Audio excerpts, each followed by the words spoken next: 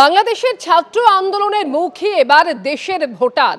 কাকদ্বীপে খোঁজ মিলল এক বাংলাদেশি ভোটারের এবং যেটা জানা যাচ্ছে বাংলাদেশের আগস্ট আন্দোলনের অন্যতম মুখ ছিলেন এই অভিযুক্ত নিউটন দাস।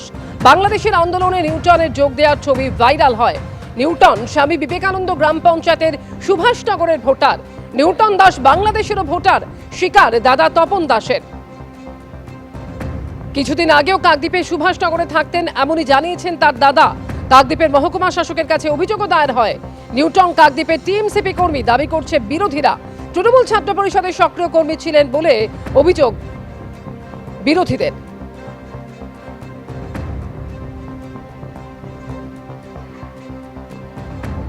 কাকদ্বীপে ভুতুড়ে ভোটার কাণ্ডে নয়া বিতর্ক।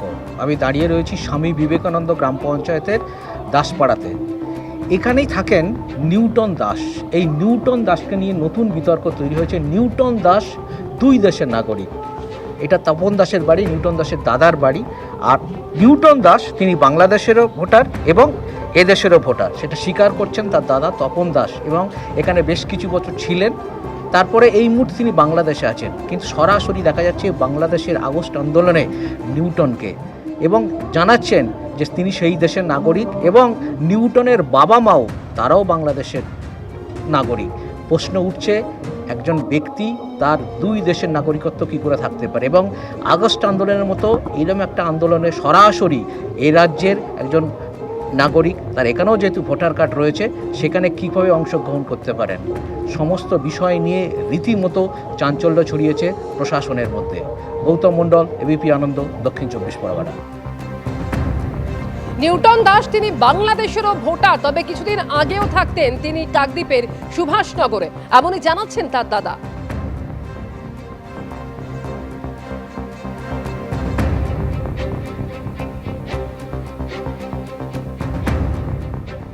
এসেছিল 2000 করোনার পরে এসেছিল, ওদের নামে জায়গা ছিল, ওরা জায়গা ভাগাভাগি করার পরে আর এখানে থাকে না। সে যেহেতু বাংলাদেশের জন্ম, বাংলাদেশে যেহেতু সে বড় হচ্ছে, তো অবশ্যই বাংলাদেশের তো ভোটার হবে। সে ওখানেও ভোটার করেছে, এখানেও ভোটার করেছে, সেটা তো তার একটা ফল না। সে একজন মানুষ তো দুটো দেশের নাগরিকতা হওয়ার তার রাইট নেই। অর্থাৎ বাংলাদেশের ছাত্র আন্দোলনের মুখ এই নিউটন দাস তিনি এদেশেরও ভোটার, এবং কাকদ্বীপে তার খোঁজ পাওয়া গিয়েছে। তার দাদা দাবি করছেন যে এই নিউটন তিনি কাকদ্বীপের সুভাষনগরে কিছুদিন আগেও থাকতেন এবং তিনি বাংলাদেশের ভোটার বলেও স্বীকার করে নিচ্ছেন। বাংলাদেশে আগস্ট আন্দোলনের অন্যতম মুখ ছিলেন এই অভিযুক্ত নিউটন দাস, এবং বাংলাদেশের আন্দোলনে তার যোগ দেওয়ার ছবিও ভাইরাল হয়েছিল। স্বামী বিবেকানন্দ গ্রাম পঞ্চায়েতের সুভাষনগরের ভোটার তিনি। নিউটন দাস বাংলাদেশেরও ভোটার এমনও স্বীকার করে নিচ্ছেন তার দাদা। কাকদ্বীপের মহকুমা শাসকের কাছে ইতিমধ্যে অভিযোগ দায়ের হয়েছে।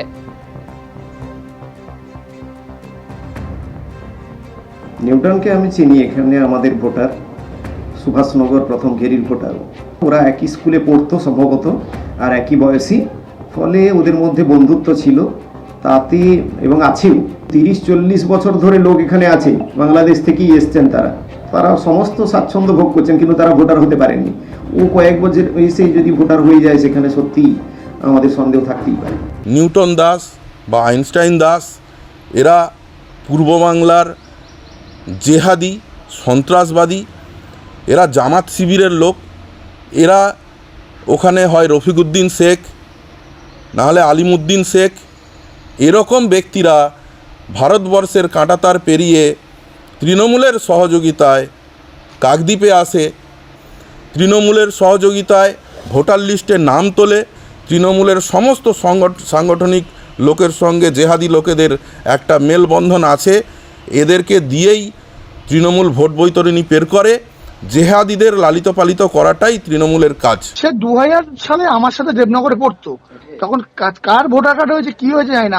আমার নিজেরই বয়স তখন 10-12 বছর হয়তো। সেখানে আমার বন্ধু ছিল। 2022 সালে হঠাৎ দেখা হলো, 21-22 সালে দেখা হলো, তার জন্মদিনে একদিন কেক কাটা হলো। সেখানে সে বাংলাদেশি না পাকিস্তানি না আমেরিকান, এগুলো জেনে আমার কি লাভ আছে, আর আমায় কেন করছে লোক, আমি বুঝতে পারছি না ব্যাপারটা। কেন করতে হবে তৃণমূল ছাত্র পরিষদ? কিছুই করতো না।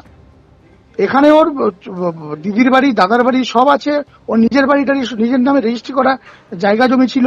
সে 21 সালে আমাকে একদিন বললো হঠাৎ করে যে বন্ধু আমি জায়গাটা বিক্রি করে দেবো, দিদির বাড়িতে শিফট হবো। তো সেই থ্রুতে আমাকে হঠাৎ দেখা হতে আমার কাছে হেল্পের জন্য এলো। তখন আমি বললাম ঠিক আছে, অসুবিধা নেই। একদিন জন্মদিন ছিল, কেক কাটা হলো, ব্যাস এইটুকুনি। কারণ সেটা আমি বলতে পারবো না ও কোন দেশের নাগরিক, কি ওর সঙ্গে যোগ থাকবে, ও দল কেন? ও তো আপনারা বলছেন যে ও নাকি বাংলাদেশি, বা ও দাদা বলছে, তাহলে বাংলাদেশি যদি হয় ইন্ডিয়ায় কি করে দল করবে?